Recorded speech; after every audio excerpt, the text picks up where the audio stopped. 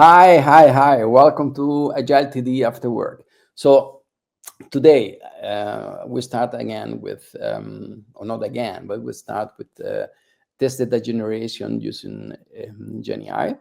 And as you know, GenAI, AI, agentic AI is a big topic now, a hot topic. And of course, the Agile testing day is going to be full of that. So if you want to know, if you want to learn about that, so the Agile testing days could be the right place for you. So, but today we have Steph Andrea. Steph Andrea is a friend of mine. A long time ago, he worked for Trendic, but now he's working for Orbit, this subsidiary of the German telecom. And he have a case study how to generate test data with GenAI. And that's why we welcome him to AgileTD After Work. Hey. Hello, hey. Hello, good evening. How are you? Fine, thanks, fine. Welcome to AgileTD After Thanks Work. for having me, yeah. Yeah, of course. So please introduce yourself. So who you are, what are you doing, and why this talk? Yeah, okay. Yeah, as you said before, in the past, I worked for your company as a test expert or test consultant, and since now 8 years, I work for a company in Bonn, mostly in the telecom business, and yeah. I'm working in the business since, I don't know, 27 years. It's incredible as a test manager or a tester and in a lot of different domains. And at the moment, I'm dealing a lot with test automation stuff. And of course, the connection or assistance of AI stuff with test automation and test data, which is a topic from today. It's also quite important part and could be assisted by, yeah, a lot of stuff and tooling. And that was the idea of doing today's webinar. And yeah, I live in Bonn, 2 sons, married, and yeah, as I said before, my hobby is playing guitar, a more analog hobby, not so much sitting after 10 hours in front of the monitor. I need something physical. So you know when you are at the Yale testing days in November, you can bring your guitar because there are some people there bringing their instruments. So Yeah, sure. Maybe and I jam will. around. Yeah, I can that's do it. so. Stefan, thanks so much for being there. I will share your screen, Yeah. and then Okay. I go out and try to to entertain the people behind this scene. Okay. Enjoy. Thanks. Okay, hello people. What I want to show today is what you see here is a kind of, yeah, it's a cloud EDA called Replit. Maybe some people know it. It's yeah, quite common. But this will be not the topic from today. It's only the tool what we're using creating apps. You all here heard a lot about this yeah, this topic of wipe coding. That means that you're coding with a AI assistancy, and this is exactly what's happening here. And my starting point was that I wrote an article about test data generation assisted by AI. And yeah, it was a little bit like playing around. And Replit also is a quite good tool for making demos and playgrounds for educational purposes. And yeah, what I want to show today is this, what you see here, this data gen, or the data generator. There are two types of this. We take today this one. And when I click here, the environment is starting. Also, you have to see that Replit is a full cloud EDA equipped platform where you can also deploy and develop mostly web orientated applications. And we are just starting in. You see here, this is the AI assistant that is always companion come together with the platform. And also here a preview, but I will make it a little bit bigger so you can see it. The first thing was everything starts with a kind of prompting, as you all know in AI agents. You put in some idea, as you saw in the beginning, as in the Replit, there is a big prompt. There are a lot of templates for this, and I started quite easy, and I said, okay, I need a test data generator that generates data with certain fields, and I want to download it and all this stuff. And the fascinating thing is that it's so fast and so easy to bring it up to build an application that is where you can see something. I don't want to go to the whole process, so it took too long. But I show you the final result, or it's not the final result. I'm developing the whole day and the next weeks on this, because I always adding more features to this prototype. It's about prototyping, but because these kinds of apps are not so perfect, they have a lot of bugs inside, but it's very easy to bring an idea to a certain state where you can start with. Also, maybe I make it a little bit bigger here so you can better see. This app is only in the development status. It's not deployed in a permanent way. And you see the GUI is in German. Sometimes there are partly fields in English, but this is not a problem, because you can say to the AI agent, yeah, translate it to me to English, translate to Italian, whatever. And this is quite fast, because this is very easy way, easy task to do for the agent. So we don't care about this is the language, but that the functionality is quite easy. You get a certain, you want to generate a certain amount of data sets. It means here we can say 10 or 100. Okay, let's say 100. And then the library that is working in the background, it's called Faker. It's a Python library, and it's working with a certain kind of data locals. That means, not to be complicated, but it means that there's certain data sets for certain nationalities, you can say. Also, you're not only generating data in German, but also in the US context or Great Britain, but even in Chinese, Japanese. And this is quite interesting, because when you generate data that you need for a certain purpose, you can do it in this different locals. You see also that there is an export format. You can export it as CSV, JSON, even as an SQL insert statement.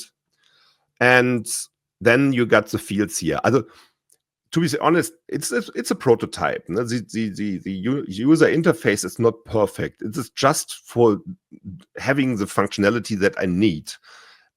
Because for me, it's more important that I get the functionality more than to make it nice and cosmetic perfectly. So, but it's functionable, it's usable. You see here, identity, address, contact. You can even imagine what the names are, even if they are in German. And then, for example, I take Benutzername, also name, then there's a min length. You see that there's English, no? It's a mixture. So that is because I didn't concentrate more on the user interface, this is more on the functionality. So maybe we take a full name and address, city, and maybe land. So jetzt we have now chosen some fields. And then we go to the generator button and say generate. Boom. 100 data, 100 sets, 100 data files. Yeah, data generated. And you see, those are the criteria you want to have. And there are also, okay, the lands are more international. This depends on the providing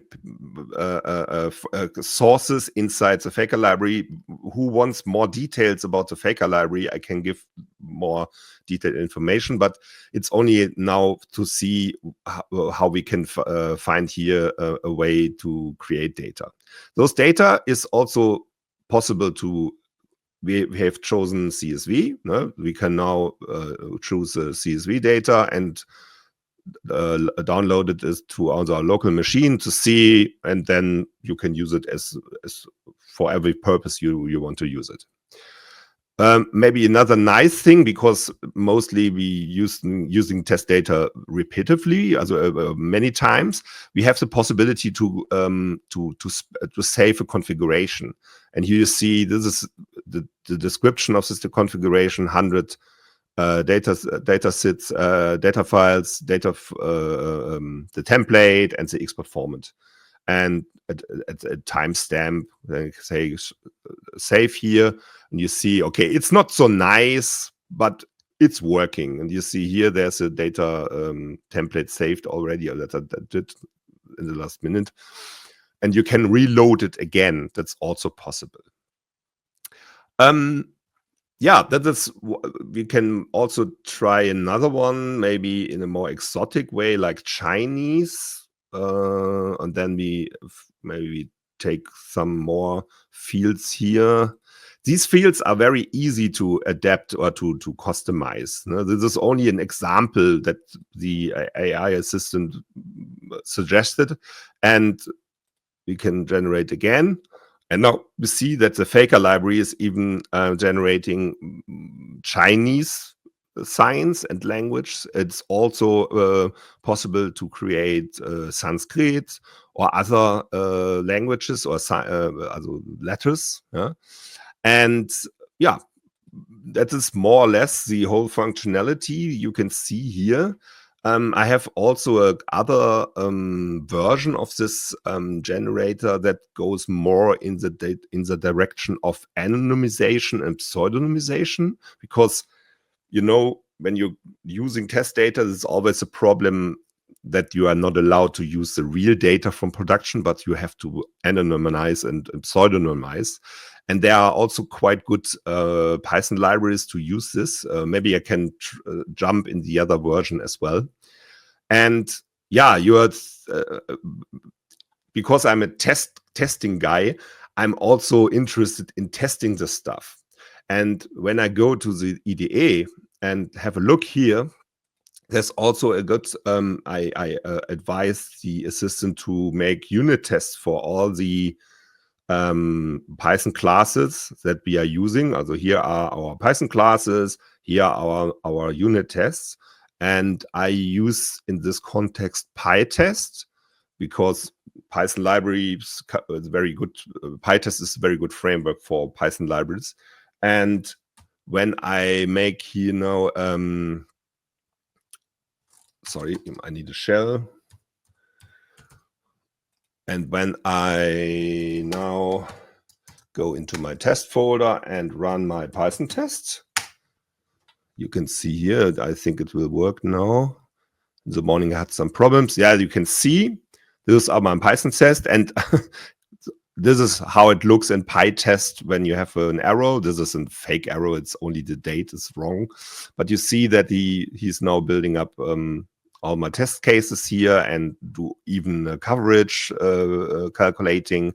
Also PyTest is one of my very favorite test automation tools. It works also with Playwright and or Cypress or other on top GUI automations, but it's on the other side also possible to use it in that case or in this purpose as a unit testing tool.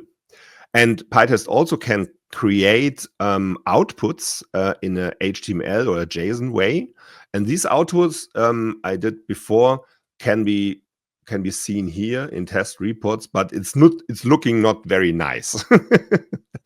But this is what I'm actually working to display my test reports and to trigger it out of the web on the website. You can download it also, and it's very easy to build up this kind of additional substitutional layer that helps you to, for example, if you are thinking about a productive project, when you are generating an app, then you need your unit testing and your GUI testing that runs every time an increment is it's shipped out of your pipeline. This is the thinking. It's not a real pipeline. This is only the thinking about the unit testing.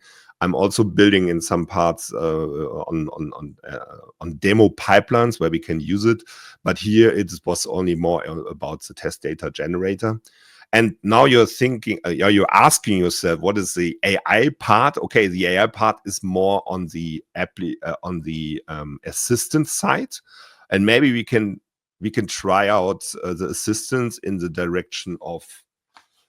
Also, you see here, I debugged a lot of this morning in the direction of the reporting, and this is what I like very much from Replit, because every time the AI assistant is changing things, he suggests you the changes. You can see here in a div context, you can see very exactly what he's intending to do. And when it's all cool for you, then you can say, okay, apply please. And he's always making a checkpoint where you can go back when the changes are not successful. And I find this way quite interesting and quite comfortable and controllable. You have always, you are in the steering wheel, and the assistant assists you in coding and in debugging of stuff.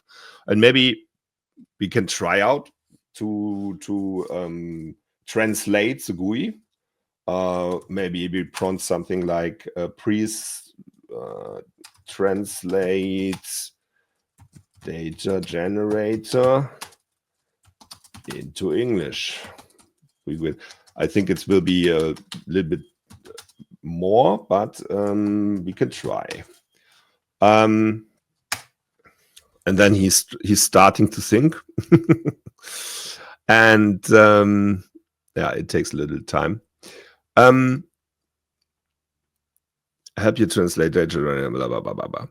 What interesting is here is that there are two types of AI support. We have the assistant, which is the very comfortable version. You see here, it's working on Claude 4.0 Sonnet. And there are two types, advanced and basic. It depends how much you want to pay, because the advanced version has a certain amount of money you have to pay for certain points. And this comes to the side of Replit. In Replit, every movement or every service you're using costs money, of course. And you have to think about what you're doing, because at the end, at your bill, you see what you have done in the past, and when you deploy, you have to pay the hosting cost as well, of course. Then there is as a second assistance, there is a kind of agent. This is a little bit like a Copilot, where you can ask to explain certain modules or certain methods, and he explain it to you or give some hints. But it's not so fully convenient like the agents. The agent is, as you see here, really very, very comfortable. And okay, now he makes a resume. What he has done, as you see here in the data generator PU, he has changed some things. You see here, männlich, weiblich, the German version in male, female, etc. You can have a look on all the stuff. And there's the field definition where we have more changes. I think, okay, now we try what he has done to us. He asks again, should he edit these files? So these are the files he will edit for the translation. And we do it now. And now I think he's rebooting the server, also the Streamlit server. Yeah, that the changes come into play. And yeah, it takes a little time. And we see that that is not working so perfectly. Also he's now has changed some things, but you see, for example, that here, I can make it a little bit bigger, that is still in German. And to be honest, I think such things like the title or this description here, I can do it. I can translate it by manually as well. Also this is what's not the right task for him. But normally, when you start from scratch, from a free, also from the green field, it working quite good. Also with translating bigger amounts of data and so, then it's working quite good. But there is a restriction. You have to say that sometimes the AI agent gets stuck. Also every time when it's something to do which is beyond the cloud EDA here. Also for example, when you using Git hooks in GitLab, and sometimes he do some errors and cannot go further. Then you have to have a look under the bonnet and to see what's the problem. That's why in the community always the people are complaining about the vibe coders that have no developer knowledge. I think without any developing knowledge, it's really, really difficult to come to a good, or you come very, very fast to some results and working or more or less working app. But when you maintain it and you want to expand the feature scope a little bit, then it becomes very fast to problems that the AI agent is not remembering correctly in the context, etc., etc. And also in my honest opinion, you need a certain developer know-how to maintain. And we have talked not about the things like deploying a productive app, because then we have to take in mind the security issues, deployment issues, maintenance issues. This is another part. That's why I said in my context, it's more like developing a demo and a prototype for certain purposes. Yeah, that's for this small app. I promise to have a look on the other side. Maybe is this one? Well, let me see. OUR Demo Express.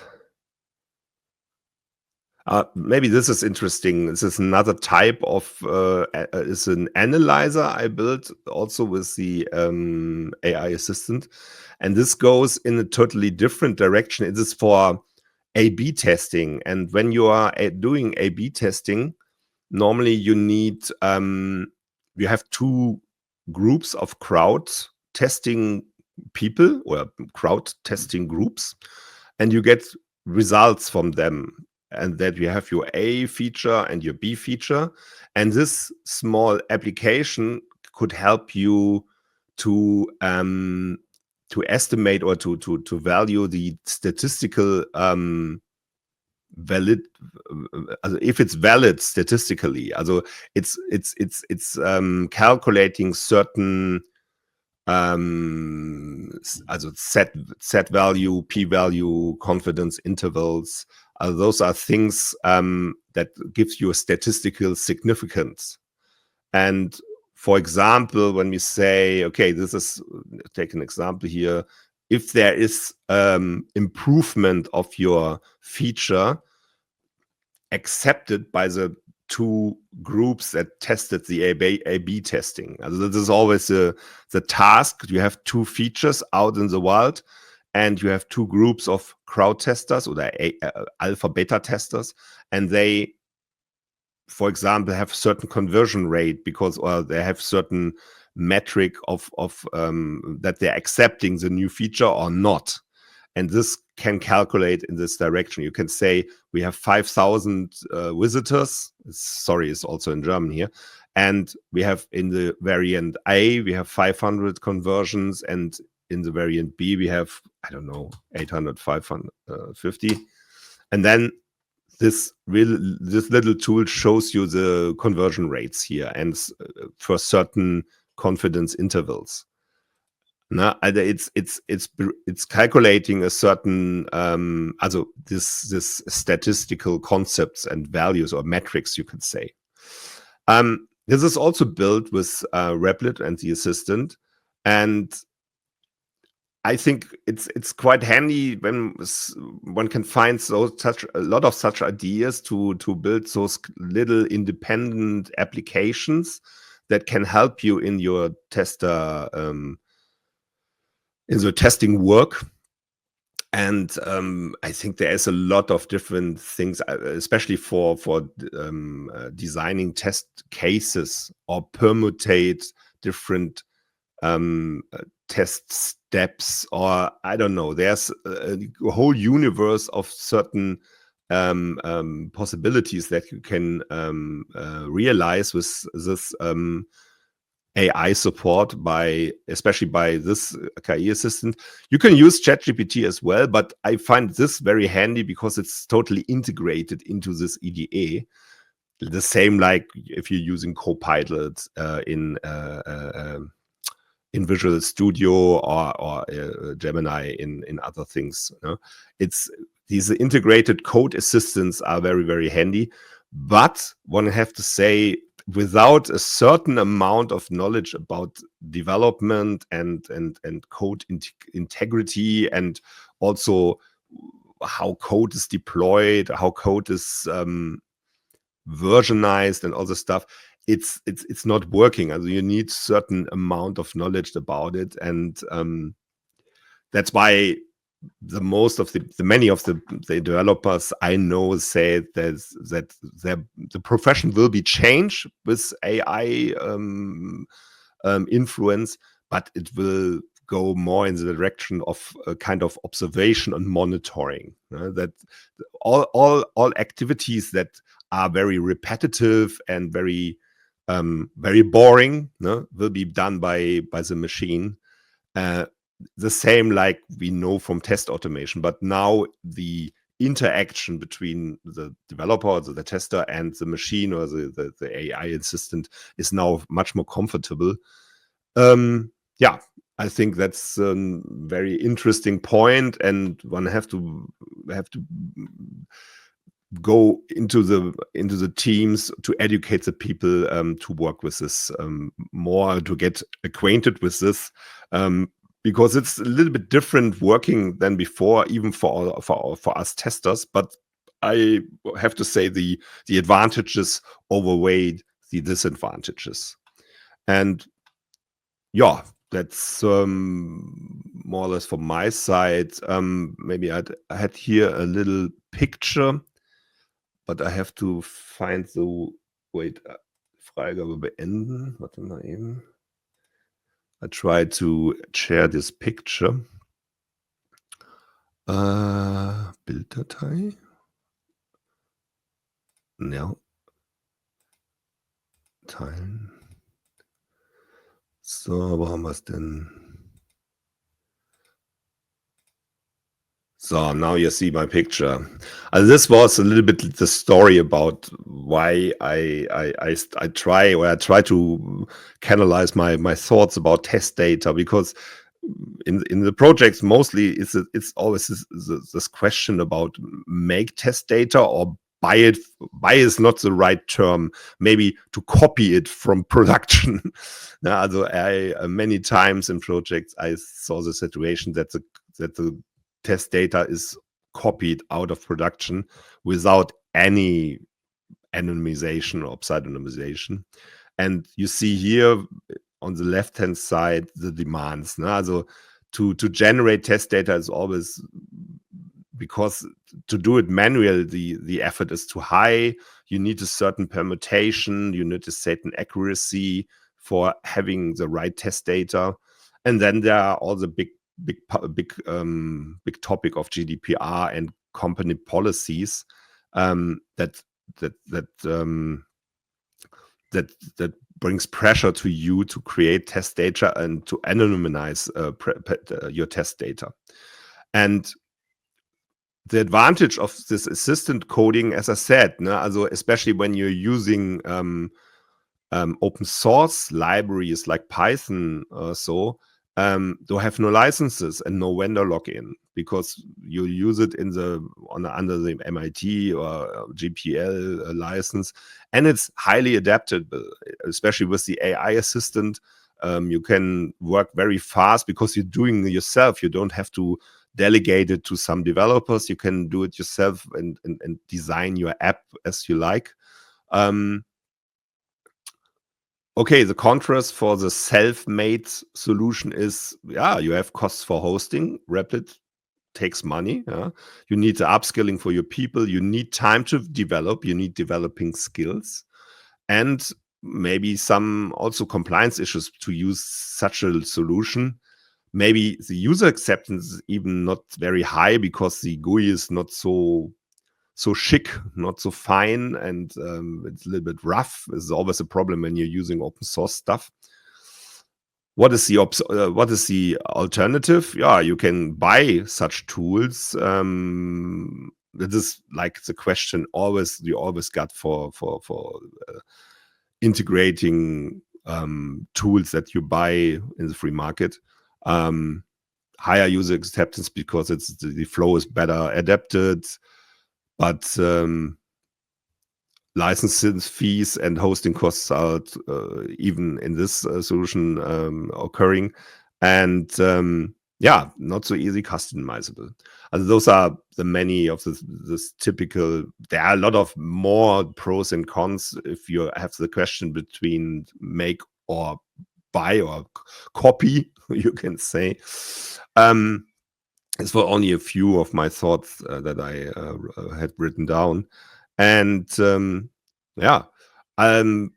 it's a really interesting situation that we can now using such tools. And you see, I have a lot of different ideas. Here's like a website scraper. This is a kind of mathematical visualizer. This is more for my sons, because my sons at the moment are helping them in school with mathematics, and this math visualizer is a quite interesting thing. It's visualizing quadratic equations and all this stuff.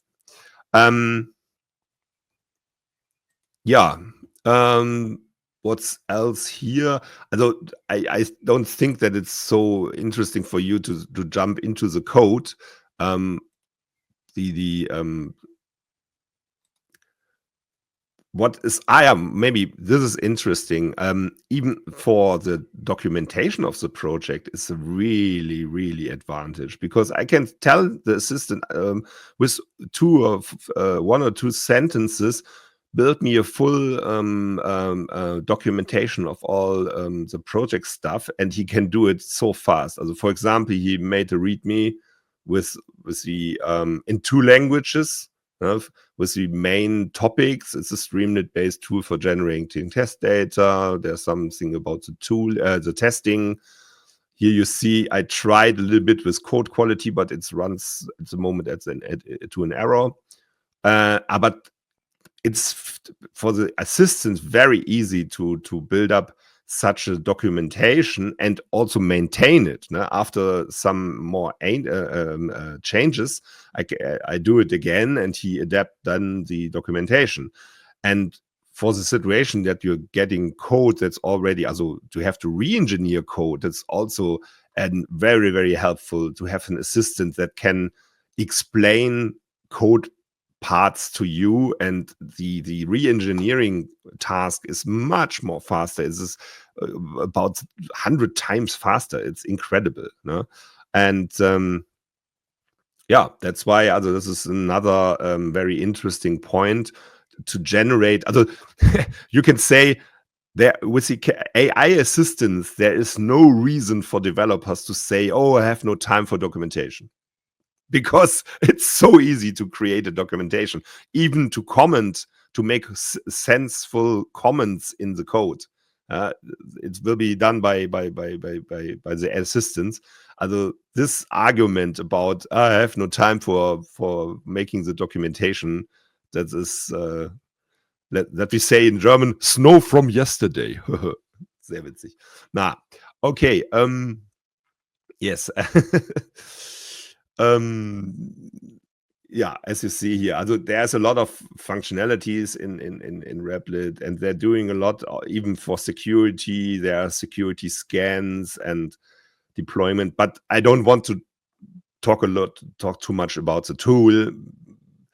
It's one of the tools. You can do it with a local assistancy as well. I do it the same with Visual Studio Code when I try to do it to generate some demos or playgrounds.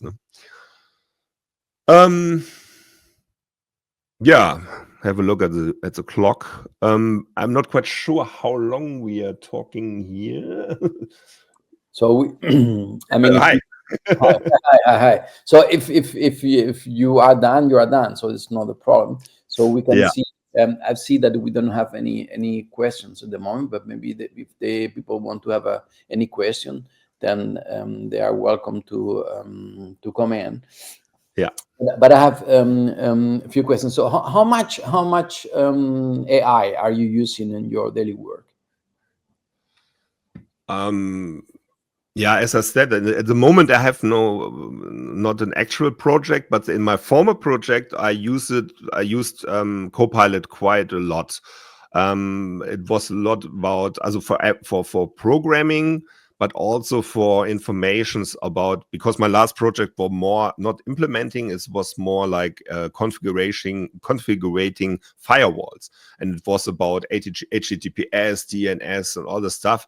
And it was very, very handy for me for learning, because I was a totally newbie. Also, what is the difference between HTTPS and DNS over IPsec and blah, blah, blah, blah, blah. And it was very cool for learning. Also much more faster. Normally I learn with a lot of learning with YouTube videos, like we all do. But I appreciate, if it's ChatGPT or Gemini or all this other stuff, the learning curve is enormous. Also, you need a little bit background. Also, I started with Python last year and had my Python basics now. But after a certain while, your learning curve goes up, and the AI assistance helps you to improve the pace. And that's why I use it every day. Yeah, every day, I would say, in certain amounts, on certain versions. Yeah, I mean, I think I mean, we are using that also every day. So yeah. And right. it changed. It's changed really a lot of work, and it gives you shortcuts. And sometimes it's dangerous with these shortcuts, because sometimes you throw in some ideas, you throw in some code, get something back, and take it for granted. But sometimes there are bugs inside, and you have to be aware that there are a lot of bugs inside, and sometimes really critical one. So I think the rework flow in the future will be start with something, prototyping, and then make a kind of refactoring part to have a real detailed look, building up test cases, building up the knowledge about the functionality, and then go beyond. But we know in the project, the pressure is very high to deliver everything you created. And I think this will be a big part of us as a quality assurance people. To have the finger in the wound and to say, that's not looking good, and that's not working in the way that it should be. Yeah, I mean, testers are not going to be gone. They maybe No. the role or they have to educate themselves. They have to educate themselves.